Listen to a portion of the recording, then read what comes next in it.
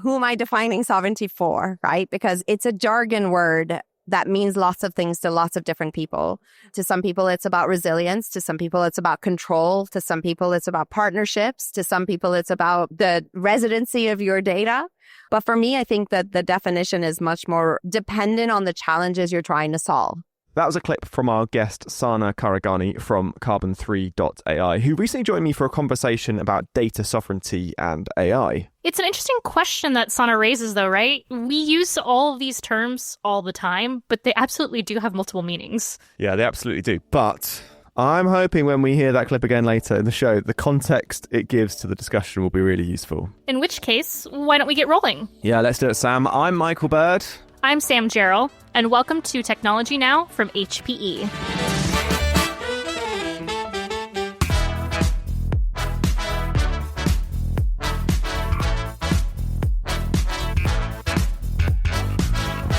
So, Sam, as you heard in the earlier clip, even within the technology sector, words can have a lot of different meanings to a lot of different people. Yeah, it's not really very ideal, is it? I could see that leading to a few communication issues in the long run.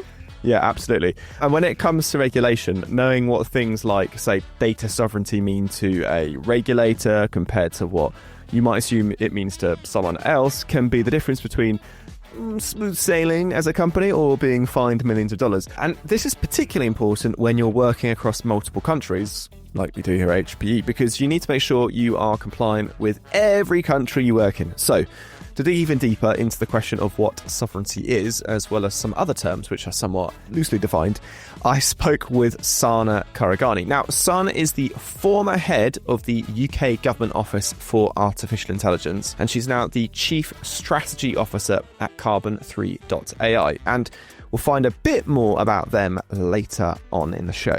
That's right. She sounds very, very cool. But before we talk to Sana, I want to dive a little bit into the history of regulation and cloud and why it's such a hot button issue at the moment.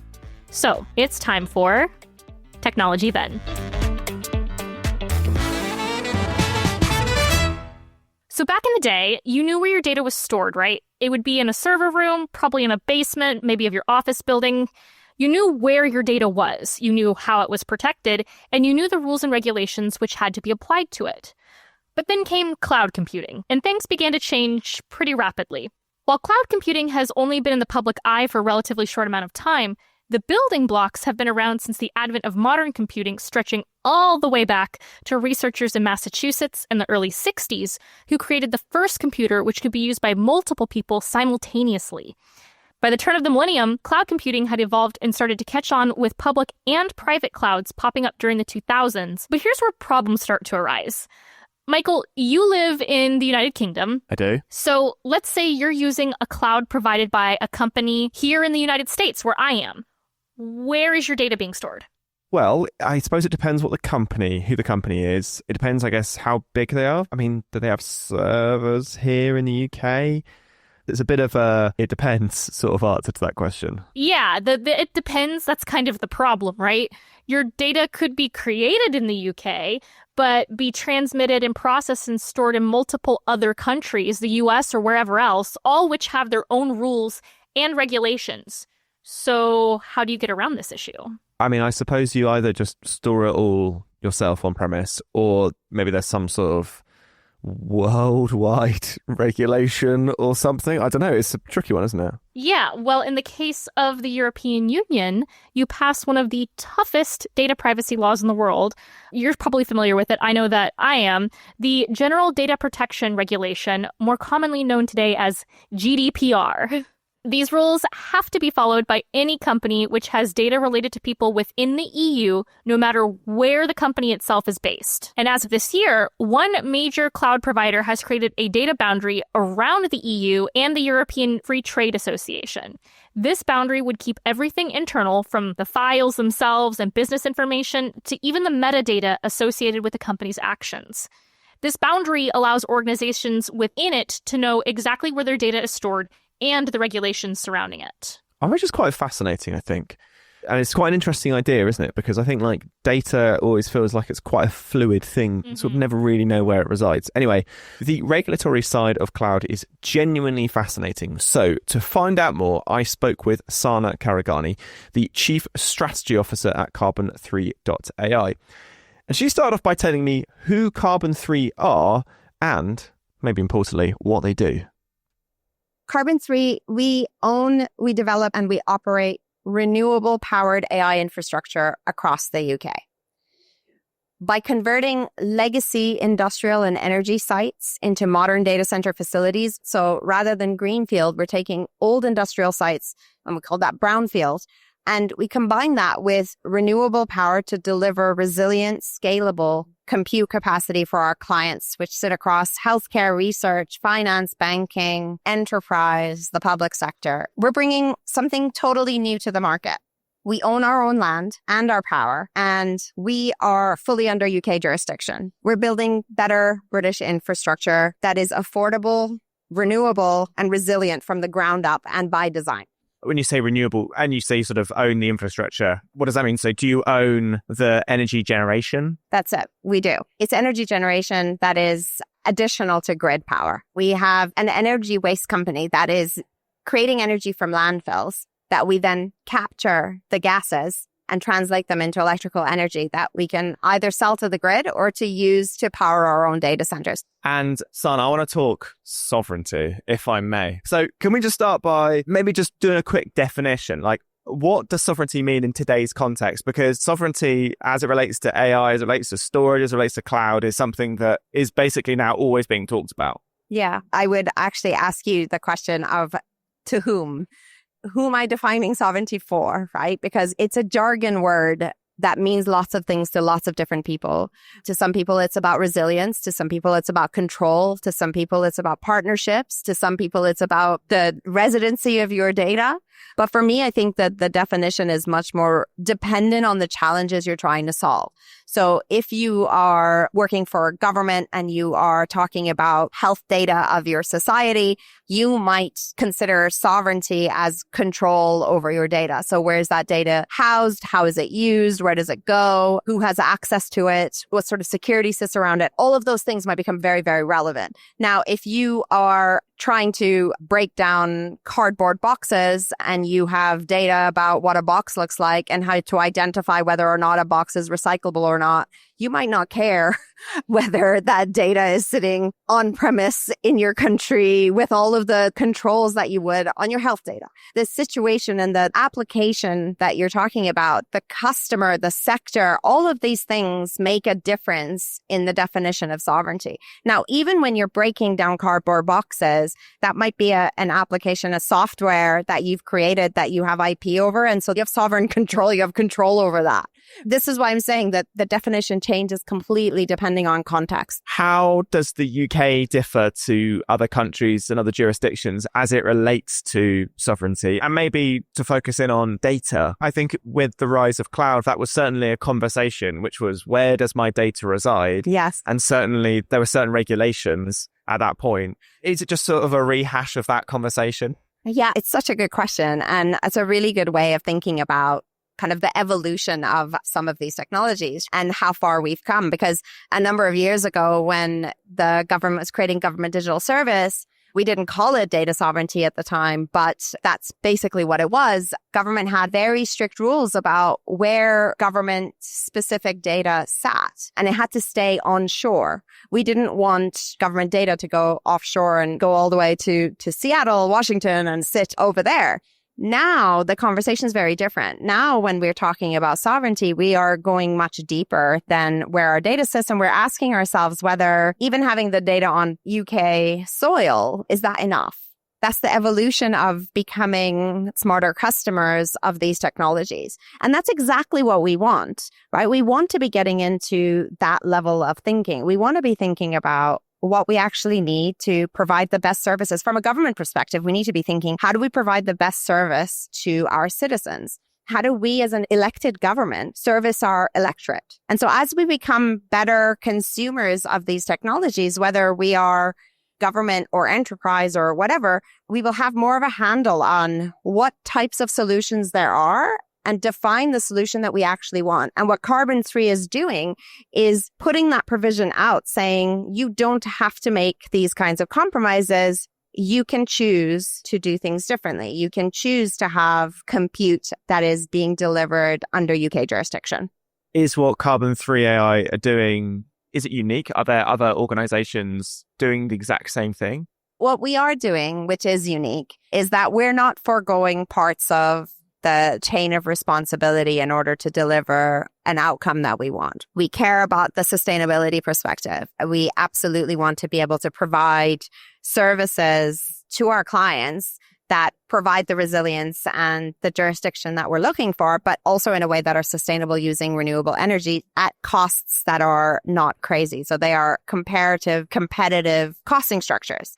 We also deeply care about the regeneration aspect of this. We're taking brownfield sites that were the pinnacle of the Industrial Revolution for the UK, and we're bringing them into the future, into the digital age. These are sites that are left behind, that are not being used, right? We want to build on these kinds of sites, and we want to work with the communities to ensure that these data centers are doing right by them as well. So we care about that kind of regeneration, skills, job creation aspect. And I think that's really important to ensure that these become solutions that are lasting. What does a data center bring to a community? I'm just genuinely interested. So a data center is what looks like a little one-story, sometimes very big, 1 acre, one-story factory, right? So you've got jobs that are created in building the data center. You've got jobs that are created in running a data center, but those are not interesting, right? What a data center brings is a hub of compute to a region. It brings inward investment. It brings the ability to set up ancillary companies and jobs and an ecosystem around it where people come to create companies or science parks, or it fuels the next generation's research programs. Those kind of ecosystems that are built around a data center that are really important. But also, one other thing is that we at Carbon3 are looking at liquid-cooled data centers, which gives us the opportunity to capture 100% of the heat that's generated from these data centers. And we can look to use that heat to, for example, heat homes around where the data centers are placed. Right, because resilience aside, the thought process could be, well, you just build one massive data center in the middle of the UK, and that just serves everyone for everything. But what you're saying is, actually, if you can create slightly smaller nodes dotted around the country, firstly, if you're running AI workloads, you need to be quite close to those data centers to be able to pump it with data or, the things that you want to do. But also, you can create opportunities around those data centers. I mean, that, and I think just building one massive data center, I'm not sure where you're going to put that. And also, it gives you quite an easy way to take down the entire backbone of all our AI applications for the UK. So, I mean, it's a great idea. Why don't you try that? But I mean, distributed infrastructure it's a thing that as countries we've been doing for years, creating distributed infrastructure. And the data centers are now classed as national critical infrastructure. And I think that's a really important thing for us to think about. We're building the railroads or the roads or the pylons, the electrical network of the future, right? We have to do that in a way that's resilient and in a way that's strong enough, but it's also built for other applications to be built on top of. All right. We talk sovereignty, and we talked about the issues with the word sovereignty. Artificial intelligence. Yeah.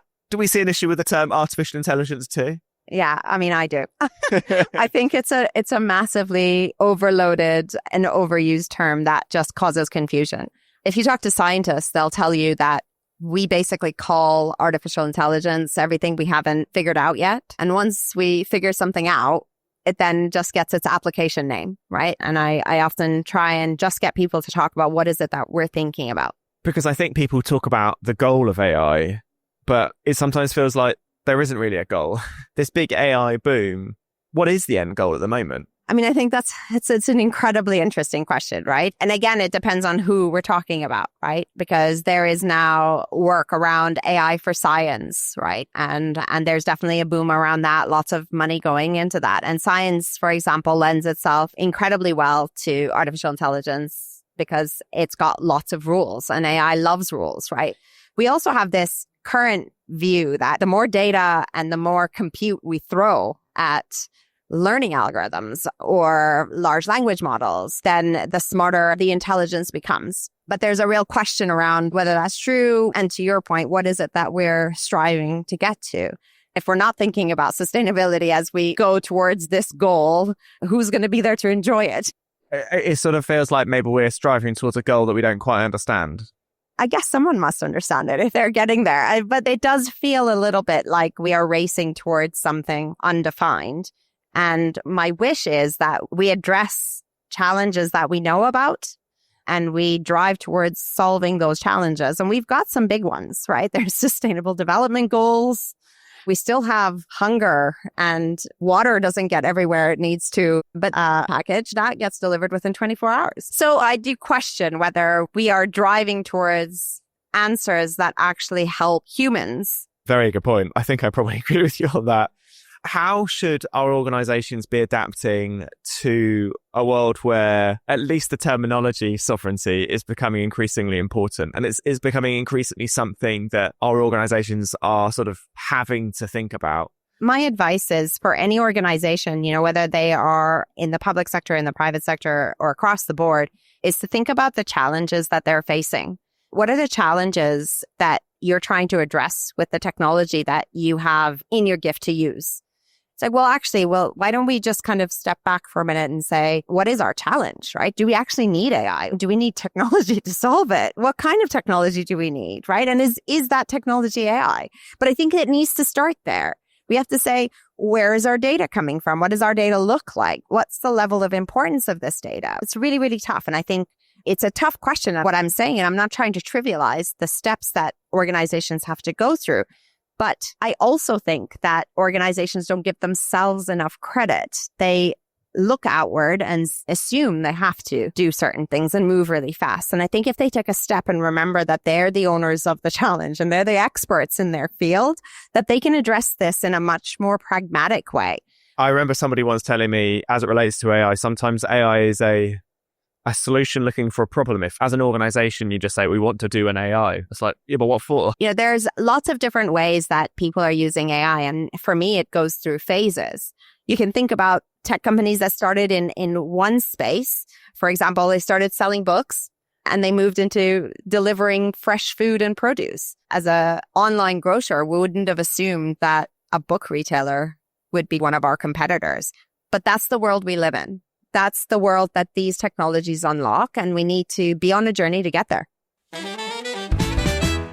Wow. Well, for me, that was a fascinating interview. I really appreciated that Sana and Carbon 3 focus a lot on the renewable side of all of this. I feel like AI data centers are starting to get a little bit of a bad rap sometimes, particularly because of their environmental impacts. And so learning about some of the things that they're doing to actually renew, I think she called them brown sites, using the heat to power homes and just do things that are actually positive to the communities that they're in, that made me quite happy. I think it was a really interesting concept because we are now in the sort of post-AI world. AI is here. It's not going away. It's so integrated into how we do things. Organizations will be using AI to do things. And so the infrastructure has to be there. And what I was really interested in was the fact that is about creating these little hubs dotted around. And actually, to your point, the impact it can have on the community from a business perspective of, is a hub that other businesses will appear around these data centers who want to be using that as a service. It sort of becomes a bit of like a local resource. Plus, then the heat could be used for useful things like heating homes or heating a swimming pool. I think very naively, I just thought, well, just build one hulking great big data center in the middle of the country. She laughed at me. Fair enough. I see your thought on having the singular sort of data center, but I also definitely agree with her in that becomes then a target, right, for maybe some nefarious folks that want to take down the entire thing. Yeah. All your eggs in one basket. Don't put all your AI in one data center. Don't put all your AI in one data center, exactly. And then talking about sovereignty, I thought it was really interesting that actually she sort of pushed back on the definition. Yeah, she raises some really good sort of philosophical points around it of it depends on who you ask and what you're trying to solve. It made me think of our AI ethics principles that we debuted back in 2022. as all of this was really starting to kick off, but essentially that like in order to have AI, your data and the AI that uses it has to be like privacy enabled and secure, human focused, inclusive, robust, and responsible. Eventually data kind of functions like currency, really, and it needs to kind of have a governing structure around it, and it has inherent intrinsic value. And I think people are starting to realize that more and more, that like back in the day, you just kind of ticked a box and like, yeah, you could have access to my data. I don't really care what happens with it. And now people are taking their data more and more seriously as it's being used by these systems. I remember when GDPR came out, it was a bit like oh, for goodness sake. Oh, like we have to really think, such a faff. But I sort of understand now that actually, back in the day, it was just like sort of protecting customer data, which is important. But nowadays, you're right, data is currency. So thinking about the sort of importance of data to an organization. I mean, it's not about actually how, actually as us as citizens, like our data and the fact that actually citizens wouldn't want their data used in particular ways. And so being sure about where our data is being used and being stored and all that sort of stuff is really important. The last thing that I want to talk about, though, for this is I loved the line that you brought up where I think you said AI is sometimes a solution looking for a problem. And I absolutely agree with that. It kind of reminds me of like when cloud first came out and everyone wanted to put all their data in the cloud and it was cloud this for everything. But it was a bit of like a Hotel California situation that people realized later, where it's like you can check in all of your data here, but it is a lot harder to check it out. Yeah. And it's everyone kind of figuring out what is the actual application of this.